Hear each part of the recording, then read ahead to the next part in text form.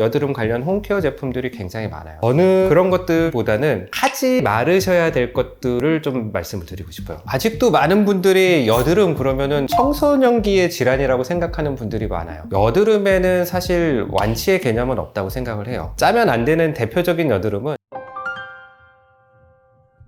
원장님, 이 여름 되더니 평소에 안 나던 여드름들이 막 올라오더라고요. 왜 그런 건가요? 저도 조금 요즘에 올라오고 있는데요. 사실 원인 자체는 간단합니다. 여드름의 주요 원인 중에 하나가 피지 분비가 과다해져서 생기는 원인 중에 하나인데, 여름이 되면은 일단 기후 자체가 너무 덥고 습해요. 게다가 실내에서는 또 굉장히 에어컨을 많이 틀기 때문에 이 안에서는 건조하거든요. 피부가 실내에서 건조하다가 갑자기 외부 환경으로 노출이 되면은 피지 분비가 상대적으로 빵빵 터지는 그런 여드름이 나기 좋은 환경이 되는 거죠. 거기에 더해서 열대야가 있어서 잠을 못 주무신다든지, 아니면 이제 더위 때문에 몸의 컨디션이 많이 떨어지시면은 몸 안에 어떤 스트레스 호르몬들이 많이 분비가 되면서 여드름을 악화시킬 수 있는 환경이 조성이 되기 때문에 여름은 어떻게 보면 여드름이 악화되는 계절이라고 볼 수가 있죠. 근데 이 여드름 짜는 것도 좀 뭐 방법이 있을 것 같은데 이거 함부로 짜면 안 되는 건가요? 여드름은 사실 짜도 되는 여드름이 있고 손을 대지 않아야 될 여드름이 있습니다. 오늘 제가 구분법에 대해서 말씀을 드리고, 그러면 어떻게 짜면 좋을지, 어떻게 짜면 안 되는지 그런 거에 대해서 좀 명확하게 설명을 드리도록 하겠습니다. 원장님, 먼저 성인 여드름하고 어렸을 때 나는 여드름하고 좀 차이가 있는 건가요?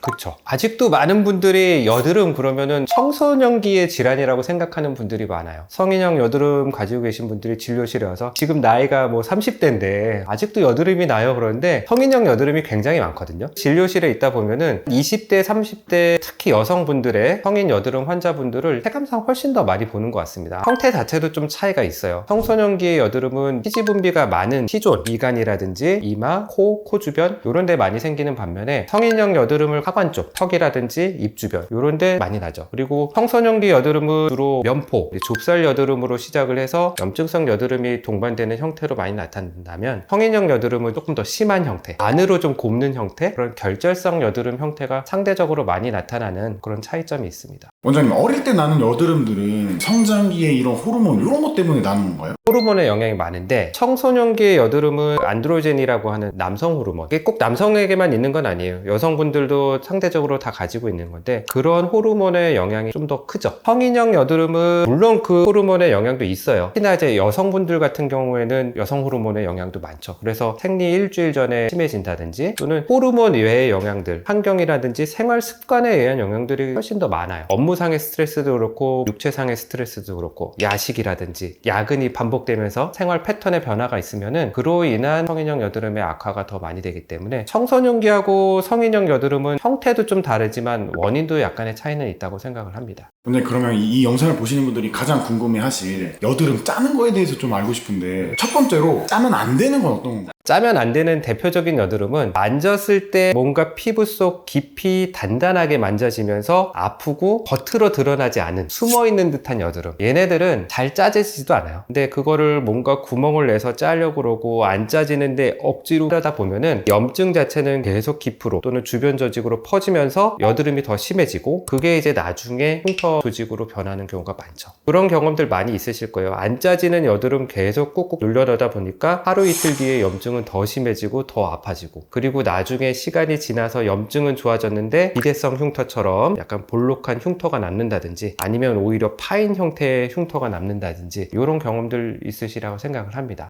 그럼 이런 경우에는 그냥 가만히 놔두는 게 답인가요? 근데 또 가만히 놔둔다고 해결되는 문제는 아니에요. 물론 염증은 시간이 지나면은 해결이 되겠지만, 우리가 여드름을 관리하고 치료하는 제일 중요한 목적은 흉터를 남기지 말자는 건데, 걔네들 그대로 두면은 비대성 흉터나 켈로이드 나시는 분들은 켈로이드로 남을 수가 있기 때문에, 그런 병변들이 있으면은 빨리 피부과에 오셔서 염증 주사 같은 거를 맞으시면서 항생제를 드신다든지, 그렇게 해서 염증을 빨리 조절해 주는 게 제일 중요합니다. 원장님, 그러면 그 다음으로 짜도 되는 건 어떤 건가요? 짜도 되는 건 누가 봐도 잘 익었을 때, 딱 겉으로 봐도 끝이 노랗게 또는 하얗게 농이라든지 염증이 맺혀져 있고, 잘 익은 것들은 일회용 바늘 약국에서 구입하실 수 있거든요. 그런 거 알콜솜으로 끝을 소독해 준 다음에 여드름 끝을 살짝 구멍을 내주고 면봉이라든지 압출기 같은 것들을 사용해서 살살살살 부드럽게 압출을 해주시면 되는데, 이때에도 마찬가지예요. 너무 강하게 압력을 주거나 힘을 줘서 압출을 하시다 보면은 오히려 그거에 흉터가 될 수가 있기 때문에 부드럽게 힘을 주면서 압출하시는 게 한 포인트입니다. 근데 그러면 여드름을 집에서 관리하는 그런 방법 같은 것도 몇 가지 알려줄 수 있나요? 여드름을 집에서 관리하는 건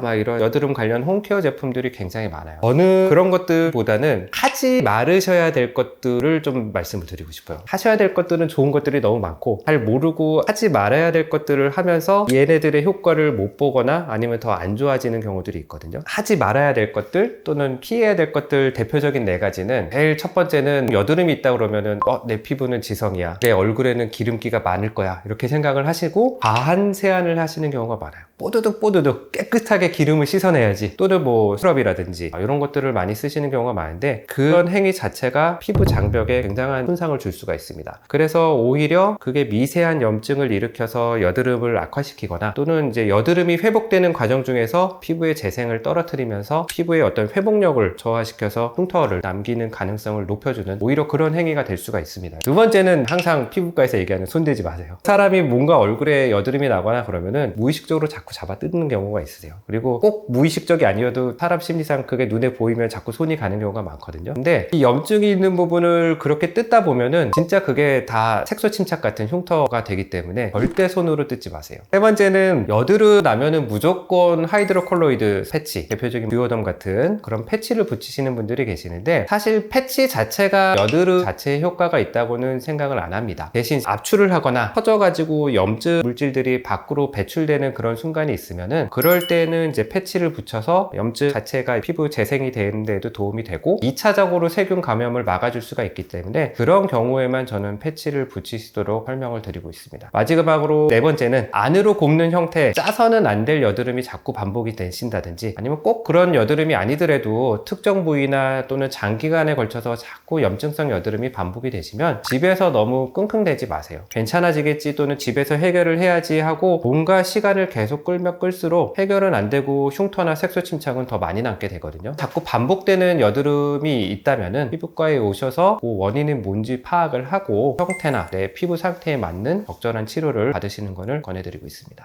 원장님, 그러면 여드름 때문에 피부과에 와야 되는 분들도 있나요? 여드름은 보통의 경우는 미용적인 문제이기 때문에 사실 본인이 그로 인해서 스트레스를 많이 받으시면 당연히 오시는 게 맞는데, 의사의 입장에서 봤을 때 꼭 오시면 좋겠다라는 분들은 염증성 여드름, 그 중에서도 흉터를 잘 남기는 형태의 여드름이 자꾸 반복이 되셔서 자국도 자국이지만 이제 파인 흉터가 많이 남는 분들은 여드름 치료보다 더 어려운 게 여드름 흉터 치료거든요. 나중에 여드름 흉터로 또 스트레스 받기 전에 미리 손을 쓰는 게 좋기 때문에, 그런 분들은 좀 미리미리 내원하시면 좋을 것 같습니다. 병원에서는 여드름 치료 어떤 식으로 진행하는 거예요? 굉장히 다양하죠. 간단하게 뭐 염증 주사 정도 맞으실 수도 있고, 필요하면은 먹는 약도 피지 억제제라든지 항생제 종류, 이런 것들을 또 구분해서 쓸 수도 있고, 여드름 연고 다양하게 생각을 해볼 수 있죠. 그 외에도 간단한 여드름 관리 또는 필링도 있고, 장비들도 꽤 많아요. 피지선을 빚어줄 수 있는, 그러면서 그 피지선의 수를 감소시켜 줄 수 있는 마이크로 니들 고주파 장비, 쿼드세이라든지 포텐자, 인트라셀, 이런 것들 장비들 써볼 수도 있고, 1450 나노미터의 어떤 파장을 이용해서 피지 분비를 조절해 줄 수 있는 애플토닝 같은 하프리 레이저, 이런 것들도 있고요. 또 마지막으로 보면 골드 PTT, 작은 금 나노 입자를 이용해서 피지선을 좀 열로 태워줄 수 있는 굉장히 다양한 방법들이 많이 있습니다. 근데 이거를 기계적으로 들어가는 게 아니라 환자분의 어떤 여드름의 상태, 여드름의 특징, 피부 컨디션, 이런 것들에 맞춰서 조합을 할 수가 있기 때문에 피부과에 오셔서 의사 선생님하고 직접 진료 후에 결정을 하면 좋을 것 같습니다.